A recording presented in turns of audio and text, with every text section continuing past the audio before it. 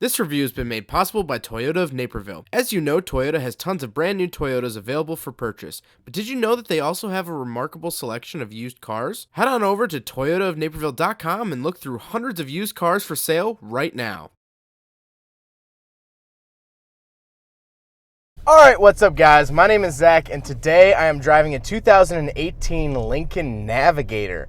Up front is a 3.5 liter twin turbo V6 and down below is a 10-speed automatic transmission. If you'd like to read more of my thoughts, head on over to carmarshal.com/overdrive. But let's get back to that twin turbo V6. Well, it's 3.5 liter. It is an Ecoboost engine. Now, an Ecoboost is from Ford. They offer a couple different engines with turbos, and basically Ecoboost just means that down low, it's naturally aspirated, and so you get better gas mileage, but then when you need to pass someone, it has the turbos, and you can do so. Now, again, I keep going back to this point whenever I talk about big vehicles with smaller engines. I always expected this thing to have a big tried and true V8, but that's just not with the times anymore. This is a twin turbo V6, like I keep mentioning, and I don't miss the V8 at all. Let's see, twin turbo V6 in Excite mode.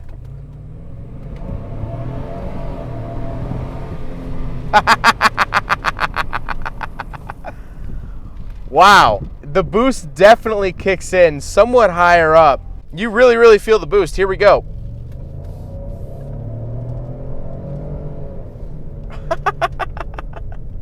I just got an apartment to do a launch and have fun with it. Now, like I said, paired to it is a 10-speed automatic transmission, and I will be honest, I have not felt it shift a single time this entire drive, and that is pretty impressive, although the way that you shift it is kind of wonky, and we'll talk about that in a little bit. Last but not least, the Navigator is four-wheel drive. Actually, that's not the last thing I want to mention about the drivetrain. The actual driving experience, the steering is so light. It's not the lightest thing in the world, but it's so light for the fact that I'm driving an apartment building. It's so nice and easy. I don't have to work with it at all. If I want to steer, I just lightly turn the wheel and I start going that way. It has such a nice steering feel. I love it. So let's talk about the interior. Well, in front of me, I have just a screen showing my speed right now, which it looks like the light hitting the horizon. Really interesting. I'll try to get a video. It looks like the sun hitting the horizon, which is a really interesting way of showing your speed. But I do have coolant down in the bottom left, as well as my odometer. Then I have what gear I'm in, miles still empty in the bottom right, and then navigation in the upper right-hand corner. But I can switch it to a couple different things. I can actually look at transmission temperature, tire pressure in each tire, average MPG, my mileage and time running, trip, and stuff like that. Overall, I really like the gauge cluster. I think it's really modern. And like I've always said, if you're going to do a gauge cluster that's just a screen, why make the speedometer, why make the tachometer the average stuff? Why make it look normal? Make it look cool. And they did that in the Navigator. It looks like the sun hitting the horizon on the earth. Like, that's just what it looks like. And that is absolutely awesome. I love that. But speaking of that gauge, before actually we get away from the instrument cluster, there is no tachometer. This is meant to be a car that you are driven in. You're supposed to have a driver for this car. This is more of a luxury SUV. It's not more of one, it is one. It is, some would say, the dominant luxury SUV. And so you're not supposed to worry about engine speed. You're not supposed to worry about, oh, what gear I'm in. It's just supposed to be smooth, and that's exactly what it is. On the steering wheel, I have a bunch of buttons. On the right is to control the gauges, and then I have my phone and navigation options. On the left, I have volume and cruise control. Now, the volume switches are very easy to hit, and you just hit it once to mute it. Very nice. If someone in the back requests a song change or volume change, it's right there. You don't have to take your eyes off the road. You can just do it, and that is absolutely awesome. Now, interestingly enough, on the steering wheel kind of combats that idea of luxury you don't need to shift, because there are paddle shifters. So I can click the Navigator down into 2, and it'll shift. To the left, I have my light switches, instrument cluster switches, tailgate button, and then a foot pedal adjustment. So you can adjust the pedals, bring them closer to you, bring them further back. which is super, super nice for big vehicles like this. On the door, I do have my power seat options, which I do get memory seats as well. I get 3 different memory seats, which is absolutely awesome. You guys know I absolutely love my memory seats. But interestingly enough, in the upper right-hand corner of the seat adjustments, this is actually for your lumbar support, which feels really weird when it adjusts. Then I have my window switches like normal, power mirrors, fold-in mirrors, and lock and unlock, stuff like that. Pretty basic stuff. In the center, up top, I actually do have a very nice Revel speaker. Revel, whatever you want to call it. Then I have the center screen. The center screen is really, really nice. I really like it. I'm actually going to pull over up here and sort of talk to you guys more about it because there's so much going on and a lot of it locks you out while you're driving. So let's throw this thing into park. I have audio, phone, navigation, apps, and settings. I mean, there's so much stuff you could do here. Obviously, Bluetooth. I have valet mode, which is really nice. Apple CarPlay. Ambient lighting. I can change the ambient lighting, which I can change the color, which this is a really cool color menu. Has white, amber, teal, red, blue, green, or lilac. So you can actually switch around the ambient lighting within the Navigator. That is seriously, seriously cool.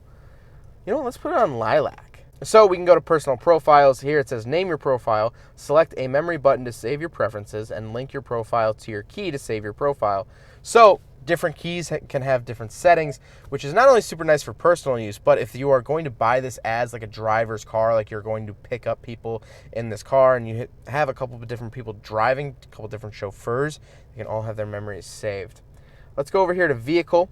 You have door keypad code, so you can switch it. So if you have a nasty breakup, you can switch it and they don't have access to your Navigator anymore. Camera settings, so we can turn on and off park aid, stuff like that. Then onboard modem serial number, which we don't have to mess with. There is so much stuff to go through. If you guys are really interested, I'm sure there's more in-depth videos online. I don't want to spend a whole lot of time talking about it, but I really, really like the fact that it's very simple to use. It's not overly complicated. It's not cluttered. It's not crowded. I love this infotainment system. It's super easy to recognize. It's super easy to see and use. And I think that's the biggest thing. Companies can make their infotainment systems as complex or as complicated and have as many settings as you want them to, but nothing will beat a intuitive system. This is a very intuitive system and I like it a lot. Now, as we start to get moving again, we move down below the screen and this is where your shifter is. I don't really know how I feel about it.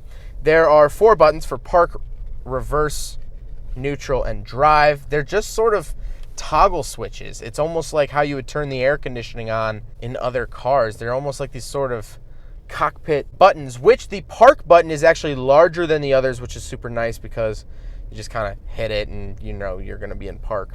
It's interesting. It's elegant for sure. But I have to say, in terms of new shifters, I have to say this is probably my favorite way of shifting. If you really have to get rid of the clunky stick, go this route. I really, really like this route. Then we have the climate controls, of course, dual zone, heated seats, dual zone, all of that stuff. And there's more AC stuff we'll talk about once we get to the back seat. Then I have a center console, which has a couple interesting stuff on it. Bunch of fold-out cup holders, fold-out cubby holes, but that's not the interesting part. The interesting part is we have this little panel here with a couple interesting buttons. We have auto start stop off, so you can turn that off. Thank God. I absolutely hate that. Then we have the parking sensor on and off button and the auto hold button. But the most interesting in the middle is the drive mode.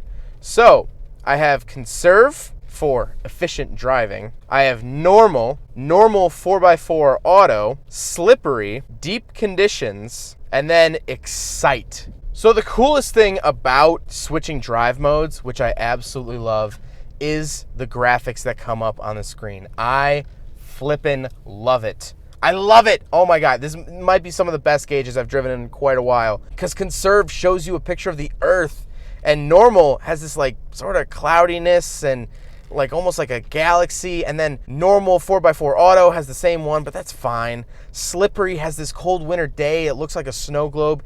Deep conditions, it has a picture of the Navigator's wheel inside of a snow globe. I mean, it's just someone put tons and tons of work into these graphics, and I have to say, whoever designed them at Lincoln or Ford or whoever designed them, thank you so much. It is so cool. I cannot stop talking about it. But last thing about those gauges with the drive modes is once you do put it into Excite, you do get a tachometer. So like I mentioned before, it doesn't normally show a tachometer, but in Excite, it does. In Conserve, it actually does show me an MPG gauge on the left and makes my miles per hour smaller. And with Deep Conditions mode, which turns off traction control, stuff like that, it actually not only gives me a tachometer, but it shows me what degree my wheels are turned at. So if you're deep in the snow and you don't know if your wheels are turned or not, it'll actually tell you on the gauges. That is absolutely awesome. Absolutely awesome, and I love that so much. But as I digress about the sweet gauges and drive modes, let's get back to the seats. The seats are very, very comfortable. Like I said, 3 different memory seats. They're leather, they're plush, but let's talk more about the back seats because that's where it's at. All right, so we are in the back of the 2018 Lincoln Navigator. Obviously, legroom is not an issue at all. That is exactly where my driving position was. I have plenty of legroom. It's insane. Down on the center console, I have buttons for the volume, media, clock, and seek. So I can actually turn up the volume for the whole car just here on the center console. And then I have my heating and air conditioning controls. I can adjust my own fan, how hot I want it, how cool I might want it. I do have heated seats as well, but then down below, I have 2 USB chargers, a wall outlet, 110 volts, 150 watts, and then a 12-volt charger as well. And then I have a flip-out cup holder. The seats are super comfortable. Up top, I do have sort of airplane style air vents, which I can flip open, flip closed, whatever I want. I have 2 speakers in the door. I have a little ashtray here in the door. I mean, it's super nice. Now we do have a 3rd row, so let's hop back there. So we are in the very, very back of the 2018 Lincoln Navigator. A couple interesting things. I actually have power rear seat here, just a little bit. Doesn't give you too many options. But in these side cup holders, I do have a USB charger. Not as comfortable back here. They are sort of stiffer seats for sure, and I'll recline it a little bit. Headroom does sort of become an issue once you're towards the very, very back. But that being said, it's still nicer than most average cars. There is technically a middle seat back here, but you know, that would kind of be rude to do to someone. But if you needed it, it would definitely be there. Overall, the back seat of the Navigator is just, it's great.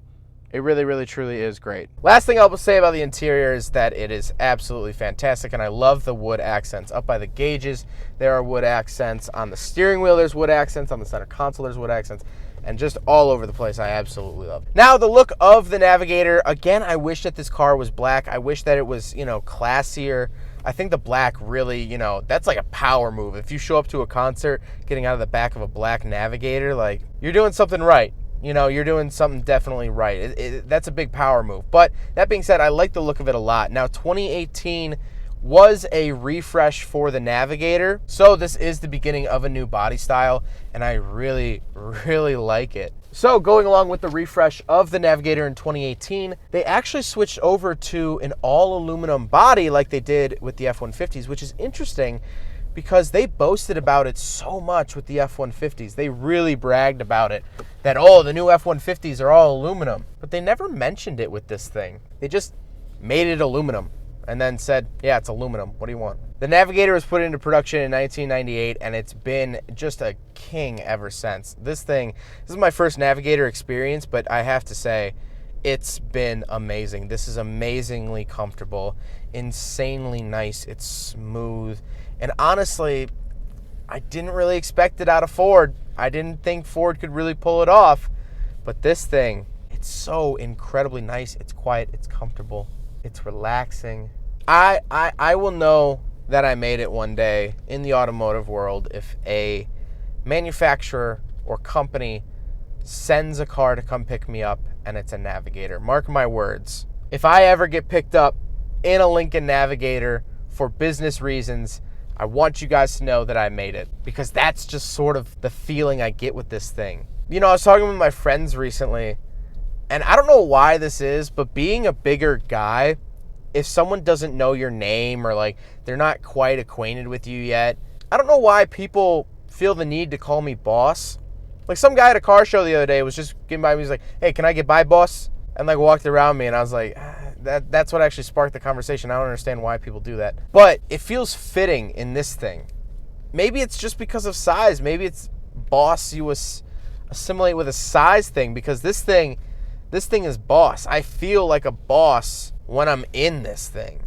I love the Navigator. Well, I hope you guys enjoyed the video. Huge thank you to Toyota of Naperville for letting me take out their used Lincoln Navigator. I will post a link to this exact Navigator in the description below if you would like to purchase it. It is for sale right now. I'd highly, highly recommend it. This is a fantastic SUV, and this makes all other SUVs just look like pond water, if I'm quite honest. But huge thank you to Toyota Naperville. Definitely check them out. Their information is up on the screen, and I have them to thank for putting me in such a comfortable car for the last hour. But I hope you guys enjoyed the video. Don't forget to rate the video, comment on the video, and subscribe if you really like to. Take care, guys. Aside from my soul.